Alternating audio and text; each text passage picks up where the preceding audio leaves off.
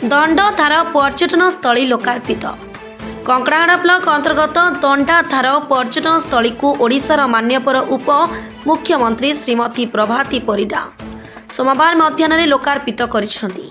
5,06,00,000 टंका व्यय एही पर्यटन स्थली रे पार्किंग व्यवस्था, शिशु क्रीड़ा क्षेत्र, भोजी पिंडी, चला रास्ता, शौचालय, फ्लूट प्लाजा निर्माण आदि उन्नतीकरण कार्य करा जायछि। आवश्यक पड़िले आहुरी 10 कोटी टंका मंजूर कराଯିयो बोली से कहिथिले।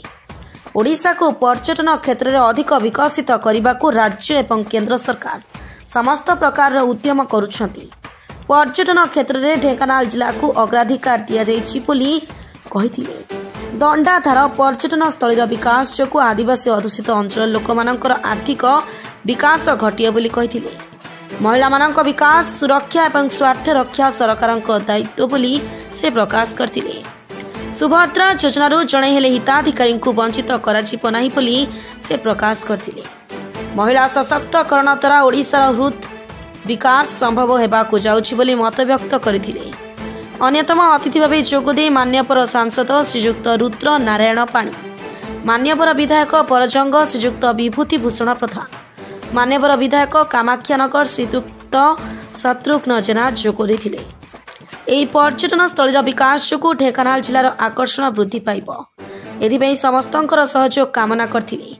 ए लोकार्पण उत्सव में जिलापाल श्री सोमेश कुमार उपाध्याय, आरक्षी अधीक्षक श्री अभिनव सोनकर, अतिरिक्त जिलापाल श्री रमेश चंद्र सेठी उपस्थित थिले।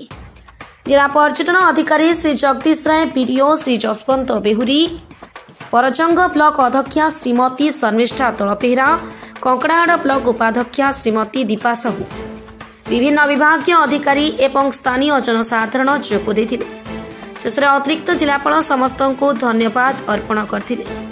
पर्यटन विभाग पक्षरु बहु अव्यवस्था देखा देथिबा बेले मुख्यतः भोजीस्थल, जलभंडार तल अंचल निर्माण होइथिबारु एठाको आसुथिबा लोकमाने जलभंडार जलराशि सहित वन्यांचल दृश्य राजिरु वंचित रहिबे बोली चर्चा आरंभ होइछि। प्रहलाद मुदुली रिपोर्ट, मसीहा न्यूज सर्विस। विशेषकर उपमुख्यमंत्री को धन्यवाद देवी। कंकड़ाहाड़ भाया गोटे आदिवासी अधुषित अंचल को आसिक समय देले एवं उद्घाटन कले। ये पर्यटन स्थली विगत सरकार अमल आरंभ होता किंतु पूर्णांग हो पारि नथिला। विगत दिन में एस्टिमेट आहरी भी 35 लाख टंका बाकी पड़ी आम आहरी भी काम लगेबू। उपमुख्यमंत्री तो सांगे विधानसभा कथा होती से कहले जहाँ पैसा खर्च हम मुझे देवी कौन असुविधा ना। से आसिले आहरी 2टी तलपटे और उपर मुंडे पर्यटन स्थली आहरी भी विकास हम से 10 कोटी टंका पर्यंत से देवे बोली प्रतिश्रुति भी आपण मानक माध्यम धन्यवाद दूसरे।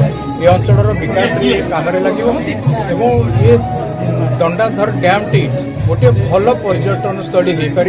ये पीडब्ल्यूडी गोटे रोड जाइए जोटा कि नरणपुर पर्यटन जीव। आगामी दिन में ये एनएच को रूपांतरित हम। ये एनएच होगला ये पर्यटन ठीक ढंग से आसीपारे। निश्चित भाव में धन्यवाद देवी। आपण मैंने भी प्रमोट करूँ।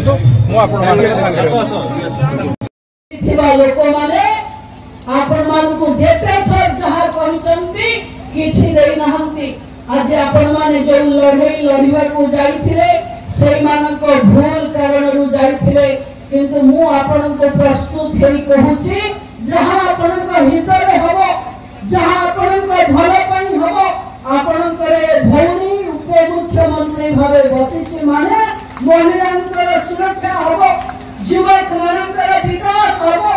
देखंतु हमें आम राज्य आज 3 नंबर राज्य भावे ठिया हेछि। आमे महिला को पेड पीरियड लीव दबारे आमे होते देश रे 3 नंबर राज्य। 6 मास भीतर स्कूल कॉलेज रे सैनिटरी नैपकिन्स रो वेंडिंग मशीन आमे लगैछे जो थे झियो माने पुआ मानक सहित आखि मिसई समान भावे चलिबा भली जहां दरकार हो ताको आमे निश्चिंत भावे करिबा। ये मंत्री चाहिए कि गोटे सरकार चाहिए तो सबुर परिवर्तन हो जीवनी। महिला को परिवर्तन समय आपण मान सहयोग ये सरकार को एकांत दरकार जो सहयोग रे महिला है युवक गरीब महिला समस्त ओडिशा को बदलैबार जो दायित्व आपण माने देइचंती ताको आमे सुदृढ़ भाव लिभेबा पई आपनकर सहयोग कामना करूछु।